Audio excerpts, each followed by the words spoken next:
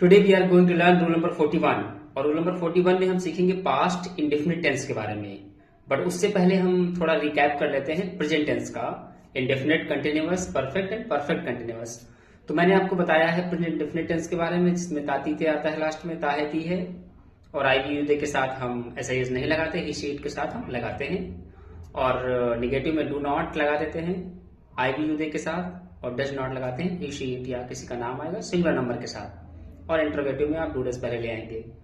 और कंटिन्यूअस में आप आई के साथ एम, ही शीट किसी का नाम आएगा तो इज, और वी यू दे के साथ आर।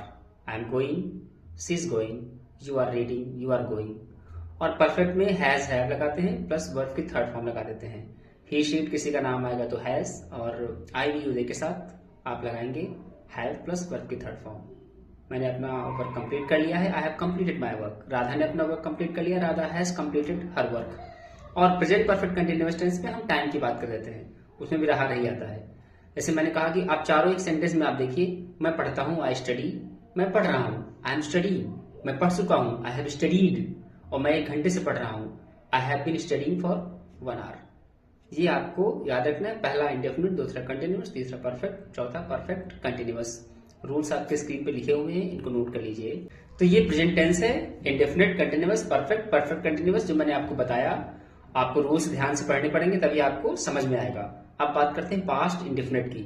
तो पास्ट इंडेफिनिट टेंस की जो पहचान होती है, उसमें लास्ट में आपको था, थी तो मिलेगा, लेकिन उसमें बड़े आ की मात्रा भी मिल सकती है, छोटी की मात्रा मिल सकती है आपको लास्ट में। उठा, बैठा, रोया, गया, हुई, हंसा, बोला, ये सारे जो हैं पास्ट इंडेफिनिट टेंस की पहचान के शब्द हैं, लास्ट में जो आते हैं। मैं स्कूल गया, उसने खाना खाया, वो यहाँ बैठा, वो यहाँ, वो उठा, वो हंसा, वो रोया, ये सब पास्ट इंडेफिनिट टेंस है।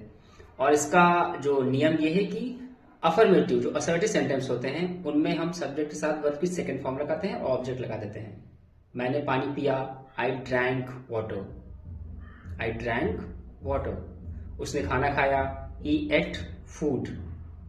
तो सेकंड फॉर्म और आप लगाएंगे ऑब्जेक्ट, और आपको फॉर्म से याद करनी पड़ेगी, इसका कोई रूल नहीं है, you have to learn, there is no option. तो ये आपको ध्यान देना पड़ेगा। नेगेटिव में आप डिड नॉट लगा देते हैं सारे सब्जेक्ट के साथ, बहुत अच्छी बात है।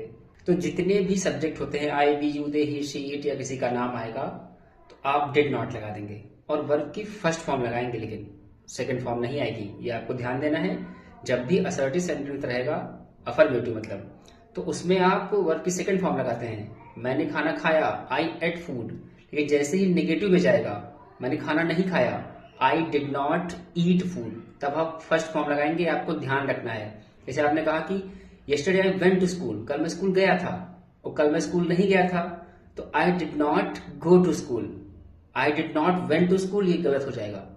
तो आपको ध्यान देना है, जैसे ही आप नेगेटिव बदलेंगे तो आपको वर्ब की फर्स्ट फॉर्म ही लगानी है। बहुत सारे लोग इसमें गलती कर देते हैं बोलते वक्त, इवन लिखते वक्त भी, कि I did not went to school, I did not completed, ये सब गलत है। वर्ब की first form, I did not complete, I did not do, I did not go, got it. और इंट्रोगेटिव है तो डिड पहले आ जाएगा, फिर सब्जेक्ट आ जाएगा। और क्वेश्चन वर्ड है तो क्वेश्चन वर्ड पहले आ जाएगा, डब्ल्यू इज फैमिली, फिर डिड आएगा, फिर सब्जेक्ट आएगा। जो रूल्स आपकी स्क्रीन पे लिखे हुए इनको लिख लीजिए और नोट कर लीजिए, प्रैक्टिस करते रहिएगा तो आपको समझ आ जाएगा।